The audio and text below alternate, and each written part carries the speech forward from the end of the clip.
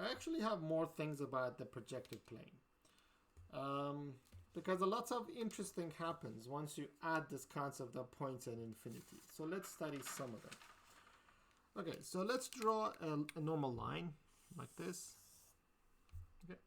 In the Euclidean plane, we could, or in the normal plane that we're familiar with, we can think of this line as separating the plane into two pieces. There is a piece of the plane that is above this line and the piece of the plane that is below this line. Okay. But does this also hold in the projective plane? It's actually, surprisingly, it doesn't. So let's look at a blue line that intersects this black line over here. And that's their intersection point. And the thing is, this is their only intersection point based on the properties that we know. Now imagine I'm traveling along this blue line, but I start just above this black point. So I'm traveling in that direction. So I go all the way up. I reach the point at infinity. Then I appear from the other side. And then I can all the way come over here, just right below the black line. This means that I have traveled almost the entire length of this line without actually crossing the black line, which shows that essentially the top half of this picture and the bottom half of this picture are in some sense connected. Yeah. The concept of line segment also becomes a little bit interesting in this sense. Okay, because what do we think of a line segment?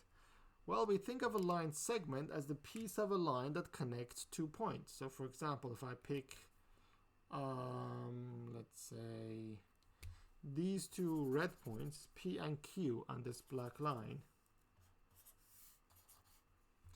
then we think of a line segment as a line segment that goes from P to Q, like this piece, this part. But there are two ways now to go from P to Q.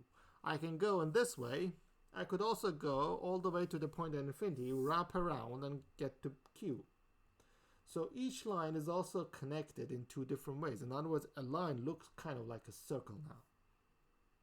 So you can think of two types of segments, or you can have two segments between every 2 points. You have this normal segment, and then you have this other segment that loops around and goes to infinity. And things become also kind of interesting once you pick one of these points Q to be the point at infinity. For example, if on the blue line I pick, say, point Q prime, which is the point at infinity, and if I pick a normal point, say P prime here,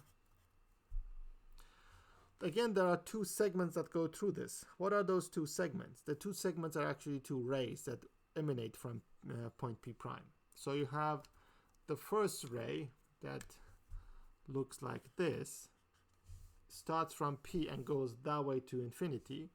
And then you also have this other ray that starts from P prime and goes to the infinity in this other direction. So the fact that from every point in the Euclidean plane I could draw two rays, actually that corresponds to the fact that there are two segments that connect any point to the point at infinity on the line. So point P prime has two segments adjacent to it that connect it to the point at infinity, and they're actually two rays. And this is a little bit counterintuitive at the beginning. But then in the later videos, we'll see that there is actually a very nice representation of the projective plane that makes it much nicer and much more intuitive.